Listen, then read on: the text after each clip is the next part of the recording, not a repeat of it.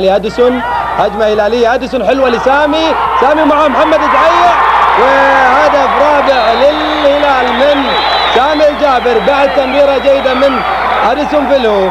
لعبها سامي الجابر كهدف رابع للهلال، والهدف السادس عشر لسامي.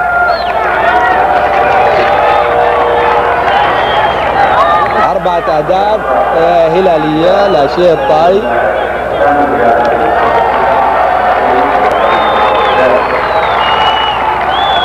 أربعة للهلال، حسين المسعري، خالد التيماوي، هادسون فيلهو، سامي الجابر. شوفوا عادة لتمريرة هادسون فيلهو، هذا سامي حصلها ولعبها في مرمى الطاي كهدف رابع لصالح الهلال. 40 دقيقة وآخر 5 دقائق من المباراة.